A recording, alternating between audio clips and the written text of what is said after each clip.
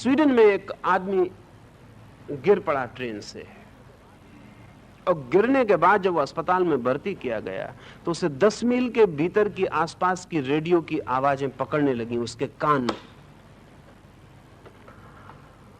पहले तो वो समझा कि उसका दिमाग कुछ खराब हो रहा है, पहले तो साफ भी नहीं था, गुनगुनाहट मालूम होती थी, लेकिन 2-3 दिन में ही चीजें साफ होने लगी।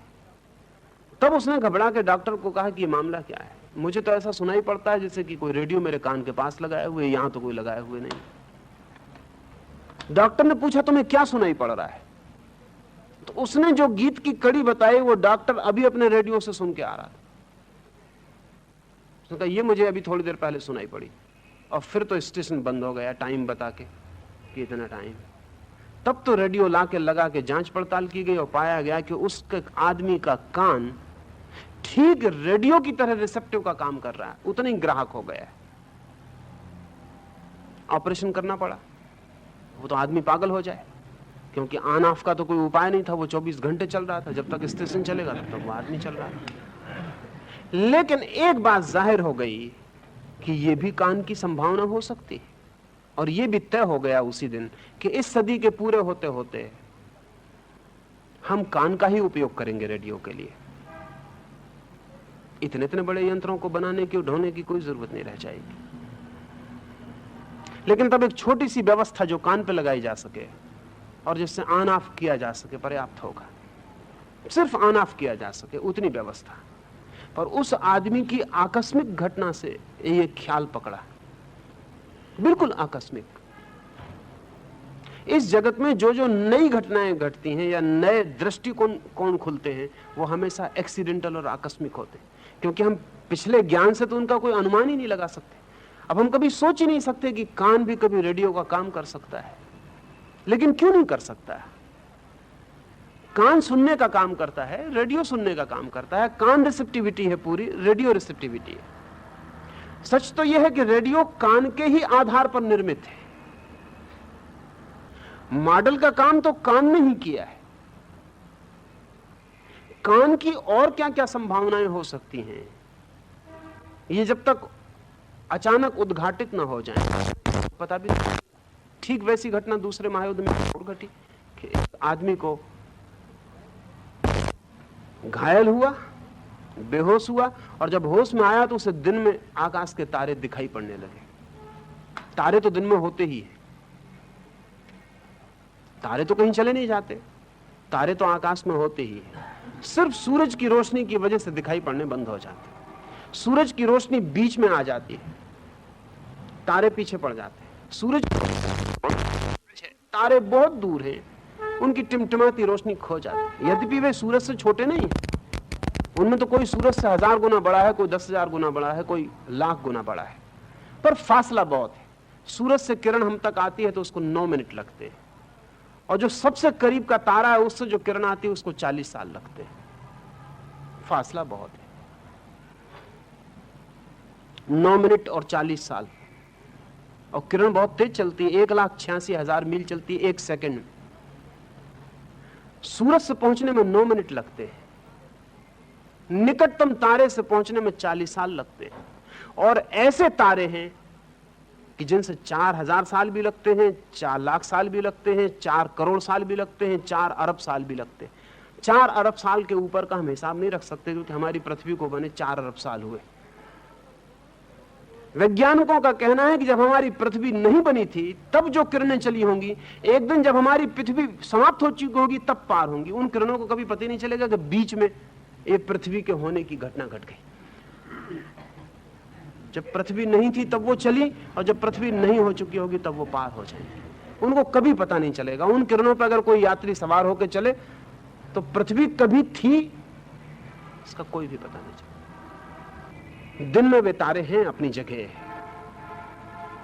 उस आदमी को दिखाई पड़ने शुरू हो गए। उसकी आंख को क्या हो गया? उसकी आंख ने एक नया सिलसिला शुरू किया।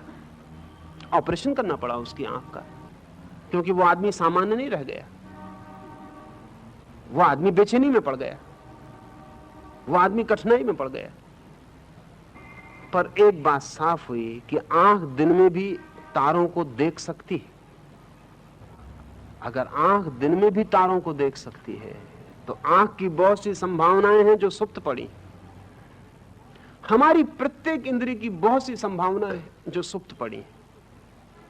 इस जगत में जो हमें चमत्कार दिखाई पड़ते हैं वो सुप्त पड़ी संभावनाओं का कहीं से टूट पड़ना है। बस कोई सुप्त संभावना कहीं से प्रकट हो जाती है, हम चमत्कृत हो जाते हैं। वो मिरेकल नहीं है। उतना ही चमत्कार हमारे भीतर भी दबा पड़ा है पर अप्रगट है, वो प्रकट नहीं हो पा रहा है, वो खुल नहीं पा रहा है। कहीं कोई दरवाजे पर ताला पड़ा है, वो नहीं टूट पा रहा है। योग की दृष्टि, और योग की दृष्टि कोई 1-2 दिन, वर्ष 2 वर्ष की धारणा की नहीं है। कम से कम 20,000 साल से योग की यह परिपुष्ट दृष्टि है। विज्ञान की किसी दृष्टि पर तो भरोसा नहीं किया जा सकता बहुत, क्योंकि जो विज्ञान 6 महीने पहले कह रहा था 6 महीने बाद बदलेगा।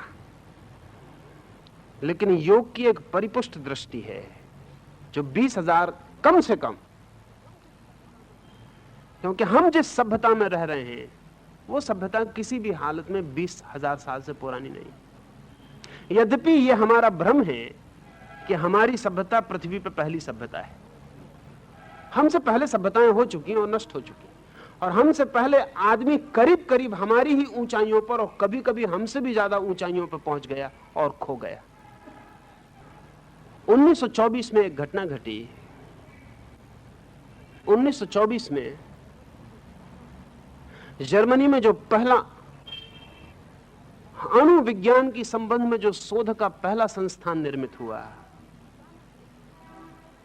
अचानक एक दिन सुबह एक आदमी जिसने अपना नाम फल्कनेली बताया, एक कागज लिख के वहां दे गया, और कागज में एक छोटी सी सूचना दे गया कि मुझे कुछ बातें ज्ञात हैं और कुछ और लोगों को ज्ञात हैं, जिनके आधार पर मैं ये खबर देता हूं कि अणु के साथ खोज में मत पड़ना, क्योंकि हमारी सभ्यता के पहले और भी सभ्यताएं इस खोज में पड़ के नष्ट हो चुकी हैं।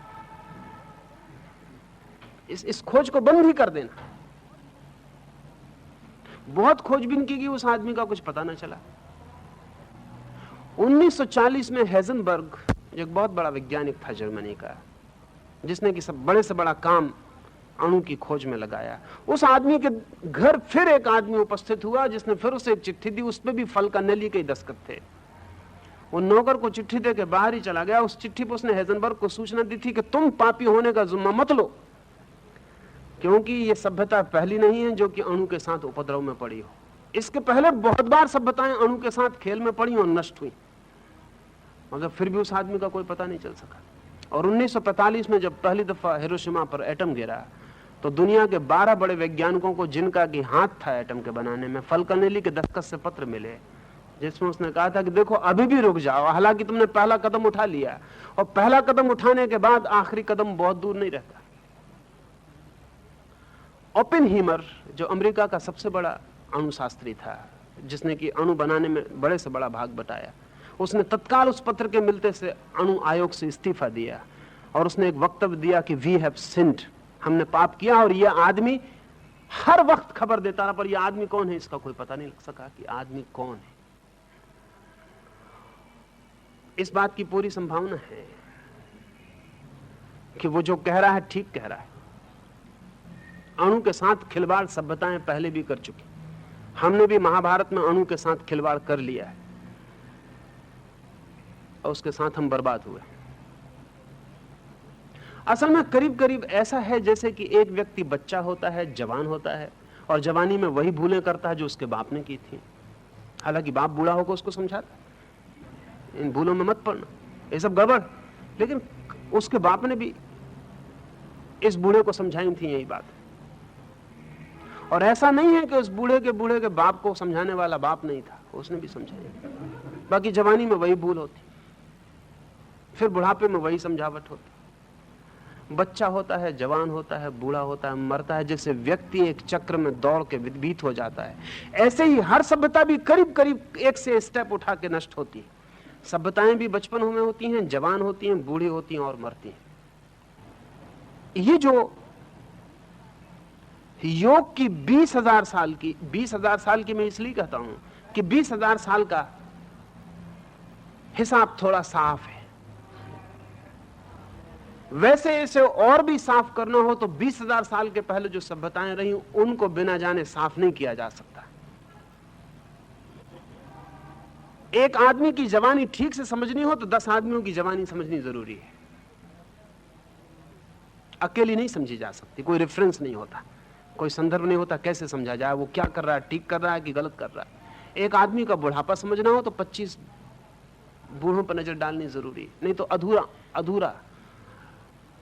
एक एक व्यक्ति अपने आप में कुछ भी नहीं बता पाता है, एक एक घटना कुछ नहीं कहती, लेकिन 20,000 साल का इतिहास साफ है। इस 20,000 साल में योग निरंतर एक बात कहता रहा है कि आज्ञा चक्र के साथ जुड़ा हुआ आधा मस्तिष्क है जो बंद पड़ा है।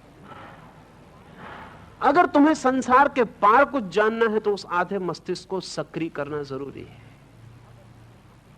अगर परमात्मा के संबंध में कोई यात्रा करनी है तो वो आधा मस्तिष्क सक्रिय होना जरूरी है। अगर पदार्थ के पार देखना है तो वो आधा मस्तिष्क सक्रिय होना जरूरी है। उसका द्वार है आज्ञा, वो जहां आप तिलक लगाते हैं वो तो करस्पॉन्डिंग हिस्सा है आपकी चमड़ी के ऊपर, उससे अंदाजन 1.5 इंच भीतर, अंदाजन कहता हूं क्योंकि किसी का थोड़ा ज्यादा किसी का थोड़ा कम, अंदाजन 1.5 इंच भीतर वो बिंदु है जो द्वार का काम करता है पदार्थ अतीत भावातीत जगत के लिए। तिब्बत में तो जैसा हमने तिलक आविष्कृत किया, तिब्बत ने तो ठीक ऑपरेशंस भी आविष्कृत किए,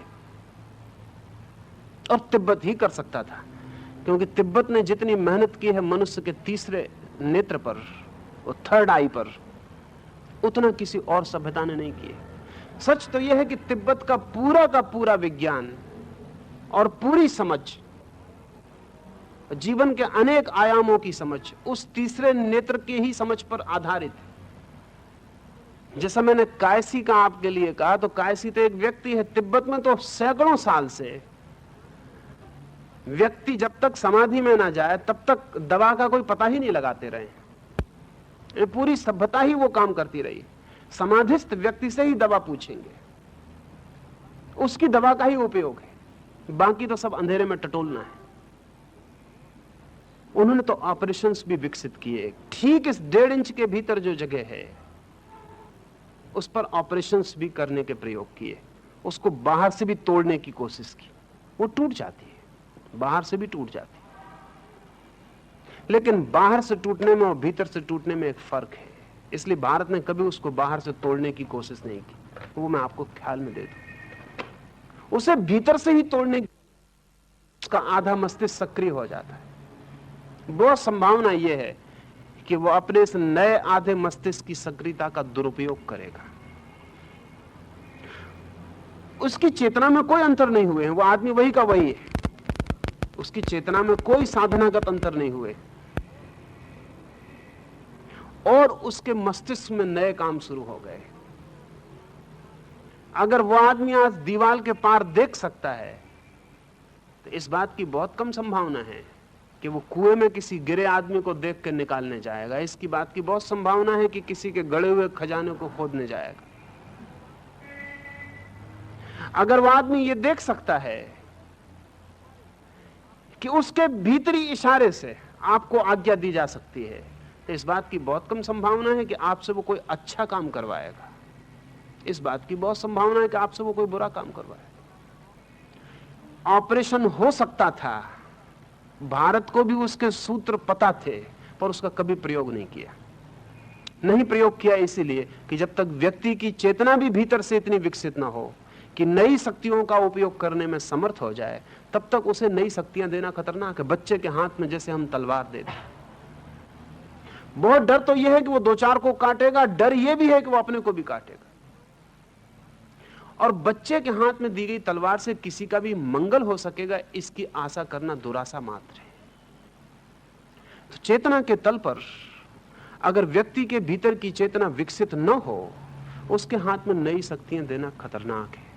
तिब्बत ने उस जहां हम तिलक लगाते रहे हैं वहां ठीक भीतर तक भी छेद करने की कोशिश की है भौतिक उपकरणों से। इसलिए तिब्बत बहुत सी बातें जान पाया, बहुत से अनुभव कर पाया, लेकिन फिर भी तिब्बत कोई नैतिक अर्थों में महान देश नहीं बन पाया। ये बड़ी आश्चर्यजनक घटना है।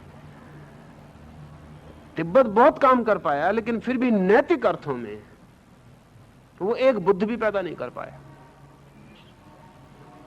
उसकी जानकारी बढ़ी, उसकी शक्ति बढ़ी, अनूठी बातों का उसे पता चला, लेकिन उन सब का उपयोग बहुत छोटी बातों में हुआ, उनका बहुत बड़ी बातों में उपयोग नहीं हो सका।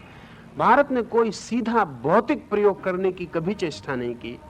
चेष्टा यह की कि भीतर से चेतना को इकट्ठा करके इतना कंसंट्रेट, इतना एकाग्र किया जाए कि चेतना की शक्ति से ही वो तीसरा नेत्र खुल जाए, उसके ही प्रवाह में खुल जाए।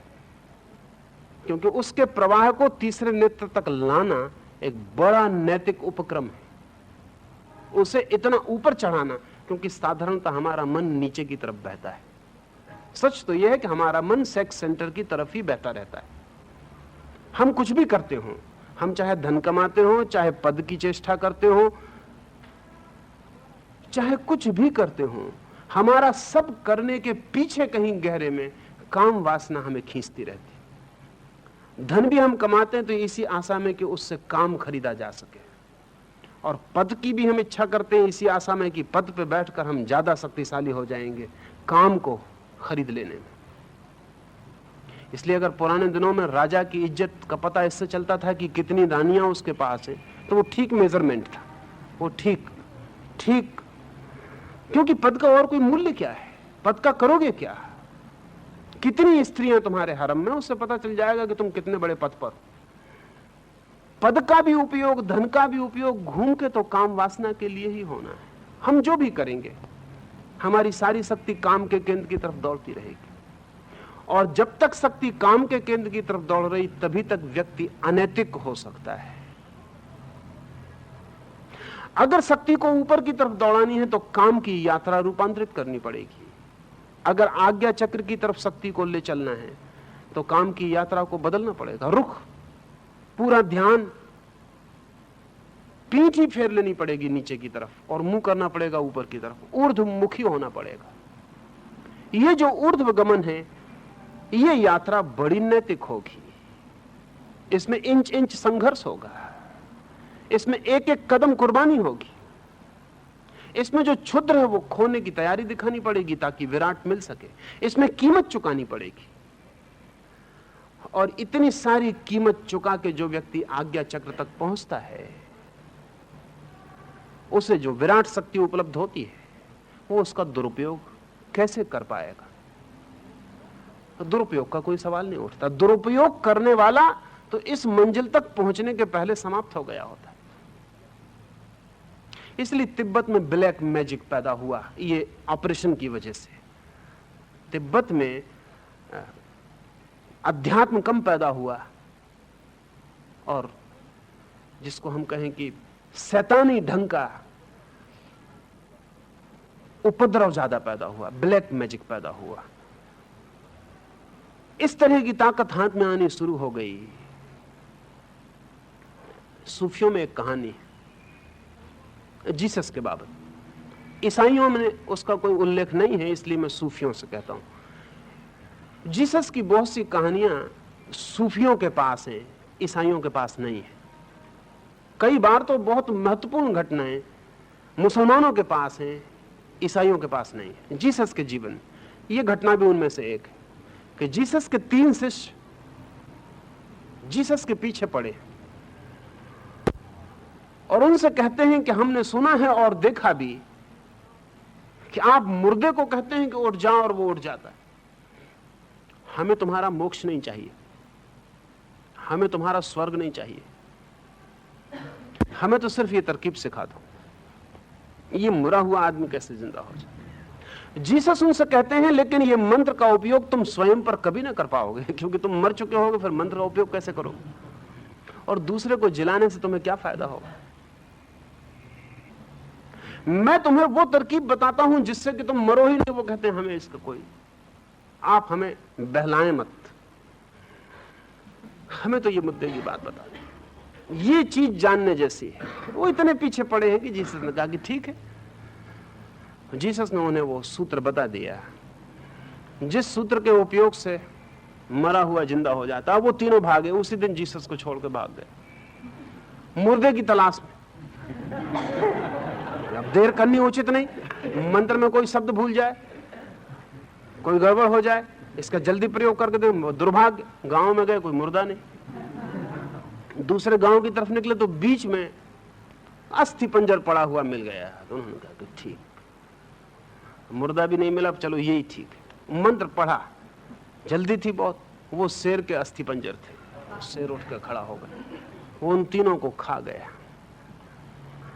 सूफी कहते हैं कि यही होगा। वो जो कुतूहल और अनैतिक चित्त का कुतूहल खतरे में ले जाता है। बहुत बार बहुत से सूत्र जानकर भी छिपा लिए गए बार बार कि वो गलत आदमी के हाथ में ना पड़ जाएं। सामान्य आदमी को भी खबर दी गई तो उसे इस ढंग से दिया गया कि जब वो योग्य हो जाए तभी उसे पता चल पाए। सोचेंगे आप तिलक के संबंध में मैं ये क्यों कह रहा हूं। हर बच्चे के माथे पर तिलक लगा दिया जबकि उसे कुछ पता नहीं है। कभी उसे पता होगा, कभी उसे पता चलेगा, तब वो इस तिलक के राज को समझ पाएगा। इशारा कर दिया गया है किसी जगह का, ठीक जगह पर निशान बना दिया गया है। कभी जब उसकी चेतना इतनी समर्थ होगी तब वो इस निशान का उपयोग कर पाएगा। कोई फिक्र नहीं, 100 आदमियों पर लगाया गया निशान और 99 के लिए काम नहीं पड़ा, कोई फिक्र नहीं, एक को भी काम पड़ जाए तो कम नहीं है। इस आशा में 100 पे लगा दिया गया है। कभी किसी क्षण में, कभी किसी क्षण में उसका स्मरण आ जाएगा तो पता चल जाएगा। तिलक के लिए इतना मूल्य, इतना सम्मान कि जब भी कुछ विशेष घटना हो, शादी हो रही हो तो तिलक हो, कोई जीत के लौट आए तो तिलक हो। कभी आपने सोचा कि हर सम्मान की घटना के साथ तिलक? यह सिर्फ लाफ एसोसिएशन का उपयोग है, क्योंकि हमारे चित्त में एक बड़े मजे का मामला है। हमारा चित्त दुख को भूलना चाहता है और सुख को याद रखना चाहता है। हमारा चित्त लंबे अरसे में दुख को भूल जाता है और सुख को याद रखता है। इसलिए तो हमें पीछे के दिन अच्छे मालूम पड़ते हैं। बूढ़ा कहता है बचपन बहुत सुखद था, कोई और बात नहीं है। दुख को ड्रॉप कर देता है मन हमारा, सुख की श्रृंखला को कायम रखता है। जब लौट के पीछे देखता है तो सुख दिखाई पड़ता है। बीच बीच में जो दुख थे उनको हम गिराए रास्ते में। कोई बच्चा नहीं कहता कि बचपन सुखद है। बच्चे जल्दी से जल्दी बड़े होना चाहते हैं और सब बूढ़े कहते हैं बचपन बहुत सुखद है। जरूर कहीं ना कहीं कोई भूल हो रही। अभी जितने बच्चे उनको खड़े करके पूछो कि तुम क्या होना चाहते हो, वो कहेंगे हम बड़े होना चाहते हैं। जितने बूढ़े उनसे पूछो क्या होना चाहते हो, वो कहेंगे हम बच्चे होना चाहते हैं। मगर एक बच्चा गवाही नहीं देता तुम्हारे साथ। बच्चा जितने जल्दी बड़ा हो जाए, इसलिए कई दफे वो तो ऐसी कोशिश करता है बड़े होने की कि जिसका कोई हिसाब नहीं। सिगरेट पीने लगता है इसलिए कि वो देखता है कि सिगरेट जो सिंबॉलिक है बड़े आदमी का, कोई और कारण से नहीं। मनोवैज्ञानिक कहते हैं कि बच्चों में 100 में से 70% बच्चे इसलिए सिगरेट पीते हैं कि सिगरेट जो है प्रेस्टीज का प्रतीक है, उसको ताकतवर बड़े लोग, प्रतिष्ठा वाले लोग पीते हैं। वो भी पी के धुआं जब उड़ाता है तो भीतर उसकी रीढ़ सीधी हो जाती है। समबडी उसको मालूम पड़ता है कि मैं भी कुछ ऐसा वैसा नहीं। किसी फिल्म पे लिख दें कि इसको सिर्फ अडल्ट देख सकते हैं, बच्चे सब नकली मूछ लगा के फिल्म के भीतर प्रवेश कर जाए। क्यों? बड़ा होने की बड़ी तीव्र आकांक्षा है, जल्दी। मगर सब बूढ़े कहते हैं कि बचपन बड़ा सुखद था। कहीं कोई बात हो रही है। बात कुल इतनी ही है कि मन दुख को भुला देता है, गिरा देता है। दुख याद रखने जैसी चीज भी नहीं है। एक बहुत हैरानी का सूत्र पियागेट नाम के मनोवैज्ञानिक, जिसने 40 साल से बच्चों पर मेहनत की है, उसका कहना है कि 5 साल से पहले की किसी बच्चे को स्मृति नहीं रहती बाद में, उसका कुल कारण यह है कि 5 साल की जिंदगी इतनी दुखद है कि उसको याद नहीं रखा जा सकता। ये हम सोच ना सकेंगे। पर पियागेट ठीक कहता, अनुभव से कहता, भारी अनुभव से कहता है। आपको अगर कहा जाए कि आपको कब तक की याद है, तो आप ज्यादा से ज्यादा 5 साल 4 साल लौट पाते हैं। फिर क्यों नहीं लौटते पीछे? और क्या उस वक्त मेमोरी नहीं बनती थी? बनती थी। क्या उस वक्त घटना नहीं घटती थी? घटती थी। क्या उस वक्त किसी ने गाली नहीं दी और किसी ने प्रेम नहीं किया? सब हुआ है। पर मामला क्या है? 4 साल के पहले की स्मृति का कोई रिकॉर्ड क्यों नहीं है आपके पास? पियागेट कहता है कि वो दिन इतने दुख में बीतते हैं क्योंकि बच्चा अपने को इतना दीन, इतना कमजोर, इतना हीन, सबसे दबा हुआ, इतना असहाय अनुभव करता है कि उसका कुछ भी याद रखना उसको पसंद नहीं, उसको ड्रॉप कर देता, भूल ही जाता। वो कहता 4 साल पहले तो मुझे कुछ याद ही नहीं, कुछ याद नहीं, क्योंकि बाप ने कहा बैठ तो उसको बैठना पड़ा था, माँ ने कहा उठो तो उसे उठना पड़ा था। सब बड़े थे, बड़े शक्तिशाली थे, उसकी अपनी कोई सामर्थ्य ना थी। वो बिल्कुल हवा में उड़ता हुआ पत्ता जैसा था, जो कोई कुछ कह दे सब पर निर्भर था। जरा सी आंख का इशारा और उसको डर जाना पड़ेगा। उसके हाथ में कुछ भी सामर्थ्य ना थी, उसने उसको बंद कर दिया। वो ख्याल ही छोड़ दिया कि मैं कभी था ऐसा, बात खत्म हो गई। वो 4 साल के पहले की याद ही नहीं करता। मजे की बात है, हिप्नोटाइज करके आपको याद करवाई जा सकती है। 4 साल पहले की नहीं, मां के पेट में भी जब आप थे तब की भी स्मृति बनती है।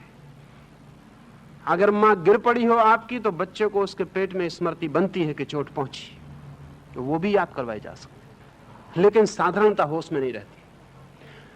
तो इस तिलक को सुख के साथ जोड़ने का उपाय कारण पूर्वक है।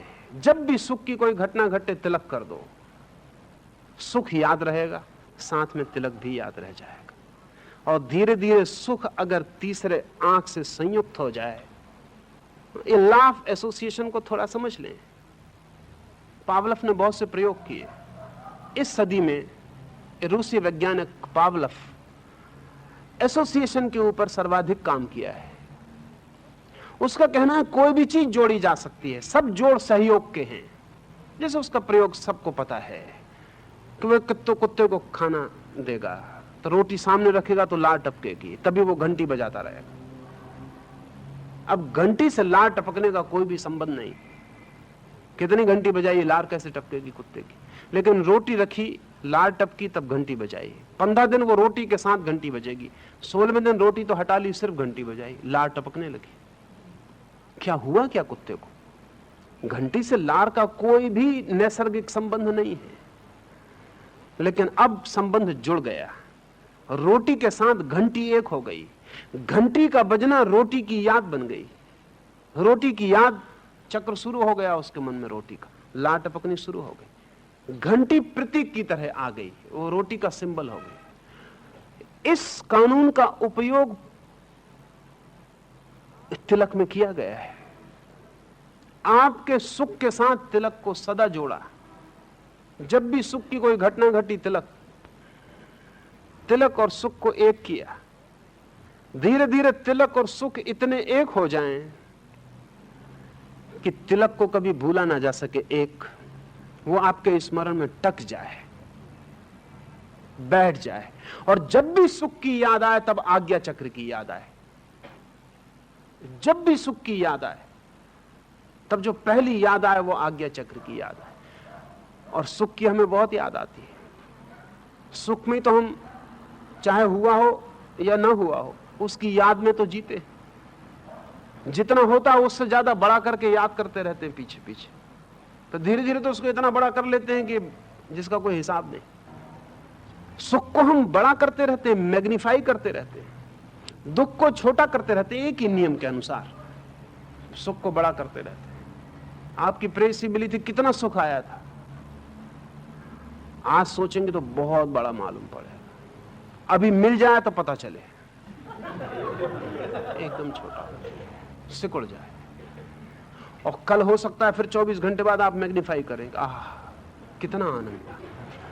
वो पीछे हमारा मन सुख को बड़ा करता जाता है। असल में इतना दुख है जीवन में कि अगर हम सुख को बड़ा ना कर पाए तो जीना बहुत मुश्किल है। उसको बड़ा करके रस ले लेके चलाते, इधर पीछे बड़ा कर लेते हैं, उधर आगे आशा में बड़ा कर लेते हैं और चलते। तिलक के साथ सुख को जोड़ने का प्रयोजन है कि जब सुख बड़ा हो तो तिलक भी बड़ा हो जाए, और जब सुख की याद आए तो तिलक की भी याद आए। और ये चोट जो है याद की, धीरे धीरे सुख आज्ञा चक्र से जुड़ जाए कि जब भी जीवन में सुख आए तो आज्ञा चक्र का स्मरण आए, और ये हो जाता है। और जब ये हो जाता है तो आपने सुख का उपयोग किया तीसरे आंख को जगाने के लिए। सब सुख की स्मृतियां आज्ञा के चक्र से जुड़ गई। अब ये हम सुख की धारा का उपयोग कर रहे हैं उसको चोट करने के लिए। ये चोट जितने मार्गों से पड़ सके उतना उपयोगी है। जिन मुल्कों में तिलक का उपयोग नहीं हुआ वो वे ही मुल्क हैं जिनको थर्ड आई का कोई पता नहीं है। ये आपको ख्याल होना चाहिए। जिन जिन मुल्कों को तीसरी आंख का थोड़ा भी अनुमान हुआ उन्होंने तिलक का उपयोग किया। जिन मुल्कों को कोई पता नहीं है वे तिलक नहीं खोज पाए। तिलक खोजने का कोई आधार नहीं था। समझ लें, थोड़ा आकस्मिक नहीं है कि कोई समाज एकदम से उठाए और एक टीका लगा के बैठ जाए, पागल नहीं है। अकारण माथे के इस बीच के बिंदु पर ही तिलक लगाने की सूझ का कोई कारण भी तो नहीं है। ये कहीं भी तो और लगाया जा सकता, आकस्मिक नहीं हो सकता। उसके पीछे कारण हो तो टिक सकता है। और भी आपको एक दो तीन बातें इस संबंध में कहूं। एक, आपने कभी ख्याल ना किया होगा, जब भी आप चिंता में होते तब आपकी तीसरी आंख पर जोर पड़ता है, इसलिए माथा पूरा का पूरा सिकुड़ता है। उसी जगह जोर पड़ता है जहां तिलक। जैसे बहुत चिंता करने वाले, बहुत विचार करने वाले लोग, बहुत मननशील लोग अनिवार्य रूप से माथे के बल डाल के उस जगह की खबर देते हैं। और जिन लोगों ने, जैसा मैंने पीछे कहा, जिन लोगों ने पिछले जन्मों में कुछ भी तीसरी आंख पर जोर किया है, उनके जन्म के साथ ही उनके माथे पर अगर आप हाथ फेराएं तो आपको तिलक की प्रतीति होगी। उतना हिस्सा थोड़ा सा धसा हुआ होगा, थोड़ा सा किंचित, ठीक तिलक जैसा धसा हुआ होगा। दोनों तरफ हिस्से थोड़े उभरे हुए होंगे, ठीक उस जगह पर जहां पिछले जन्मों में मेहनत की गई है वहां थोड़ा सा हिस्सा धसा हुआ होगा। और आप उंगली, अंगूठा लगा के भी, आंख बंद करके भी पहचान सकते हैं, वो जगह आपको अलग मालूम पड़ जाएगी। तिलक हो या टीका, टीका उसका ही विशेष उपयोग है तिलक का। लेकिन दोनों के पीछे तीसरी आंख छिपी हुई है। हिप्नोटिस्ट एक छोटा सा प्रयोग करते हैं। चारकाट फ्रांस में एक बहुत बड़ा मनस्विद हुआ जिसने इस बात पर बहुत काम किए। आप भी छोटा सा प्रयोग करेंगे तो आपको चारकाट की बात ख्याल में आ जाएगी। अगर आप किसी के सामने उसके माथे पर दोनों आंखें गड़ा के देखें तो वो आदमी आपको गड़ाने न देगा। अगर आप किसी के माथे पर दोनों आंखें गड़ा के देखें तो वो आदमी जितना क्रुद्ध होगा उतना किसी और चीज से नहीं हो सकता। इसलिए वो तो अशिष्ट व्यवहार है, वो तो आप कर नहीं पाएंगे।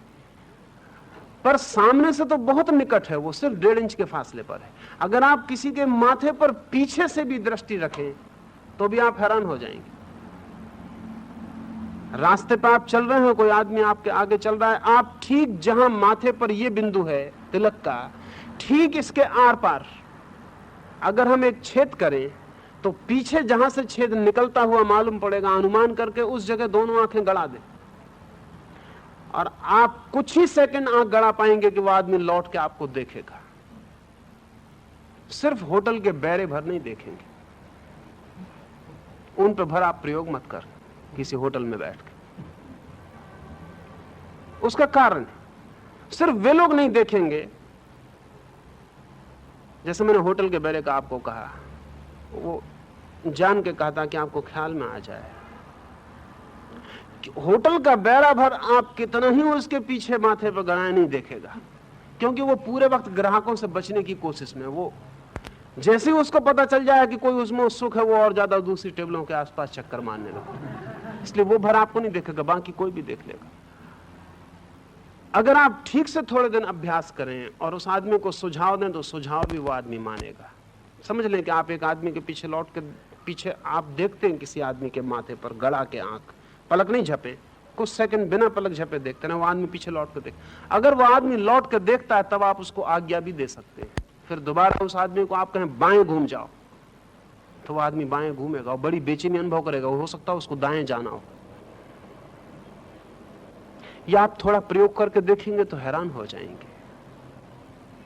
मगर ये तो पीछे से, जहां से कि फासला बहुत ज्यादा है, सामने से तो बहुत हैरानी के परिणाम होते हैं, बहुत हैरानी के परिणाम होते हैं। जितने लोग भी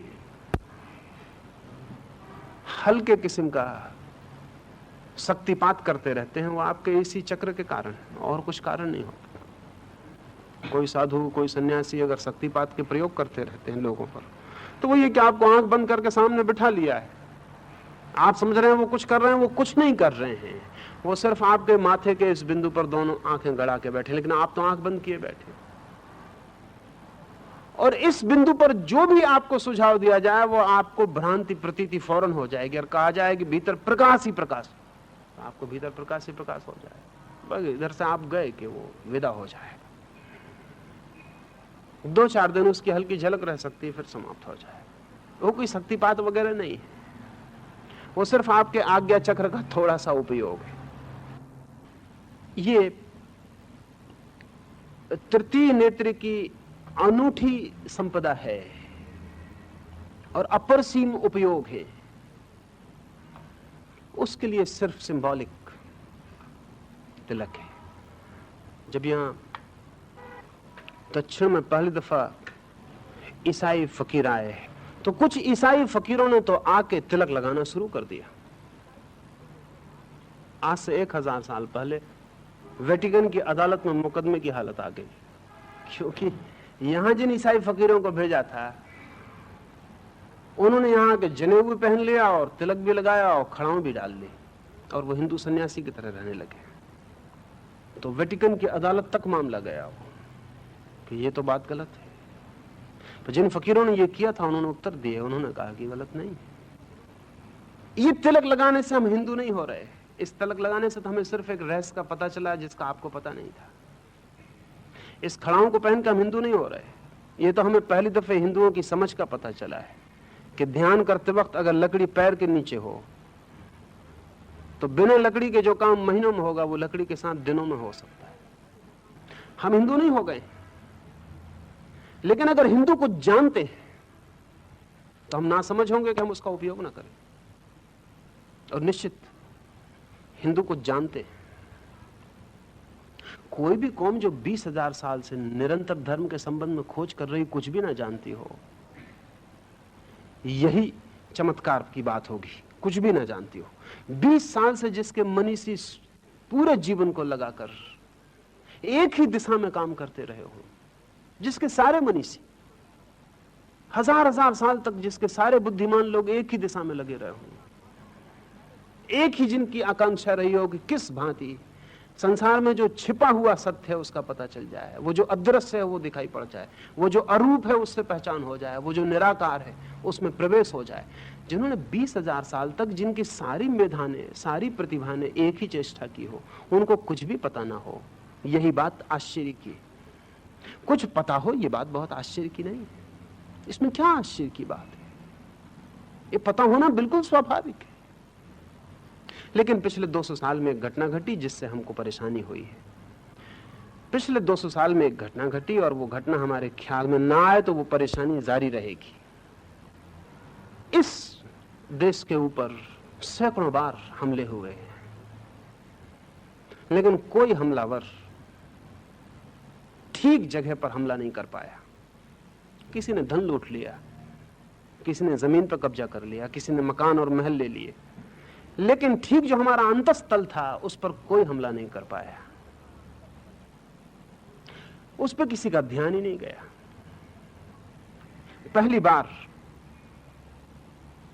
पश्चिमी सभ्यता ने इस मुल्क के अंतस्थल पर चोट करनी शुरू की और वो चोट करने के जो सुगमतम उपाय था वो ये था कि आपके पूरे इतिहास को आपसे विच्छिन्न कर दिया जाए। आपके इतिहास में और आपके बीच में एक खाई पैदा हो जाए।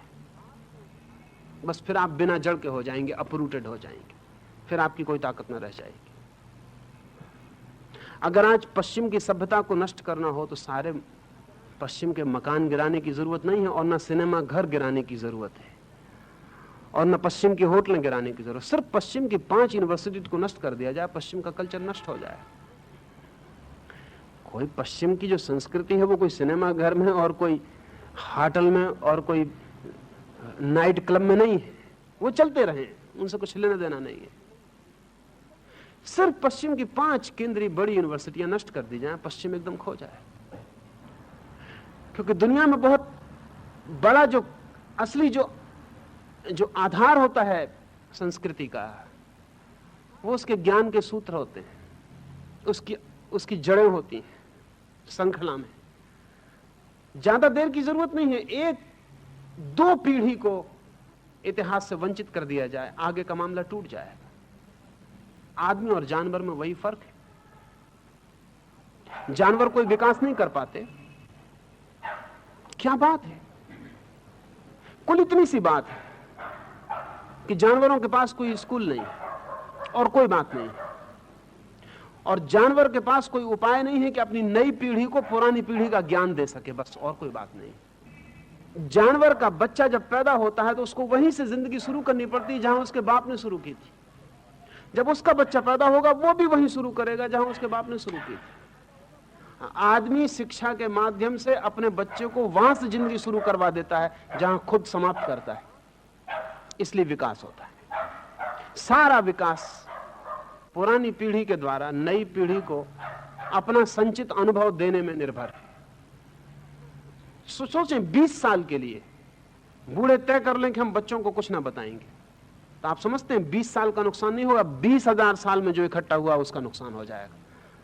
अगर 20 साल के लिए बूढ़े तय कर लें, पिछली पीढ़ी तय कर ले कि नई पीढ़ी को अब कुछ नहीं बताना है, तो आप ये मत सोचना कि 20 साल का ही नुकसान होगा और इसको 20 साल में पूरा किया जा सकेगा। नहीं, 20 साल में जो नुकसान होगा उसको पूरा करने में 20,000 साल लगे, क्योंकि गैप खड़ा हो गया, पुरानी पीढ़ियों का सब डूब जाएगा। 200 साल में भारत के लिए भारी गैप पैदा हुआ, जिसमें उसकी जो भी जानकारी थी उसके सारे संबंध टूट गए, और उसके सारे संबंध एक नई जानकारी से जोड़े गए जिसका पुरानी जानकारी से कोई संबंध नहीं था। तो हम सोचते ही हैं आज कि हम बहुत पुरानी कौम हैं। सच बात है कि अब हम 200 साल से ज्यादा पुरानी कौम नहीं है। अब हमसे अंग्रेज ज्यादा पुराने हैं। अब हमारे पास जो जानकारी है वो कचरा है, उच्छिष्ट, वो भी जो पश्चिम हमको दे दे वो हमारी जानकारी है। 200 साल के पहले हम जो भी जानते थे वो सबका सब एक बारगी खो गया, और जब कोई चीज के सूत्र खो जाएं तो मूर्खता मालूम पड़ने लगती है।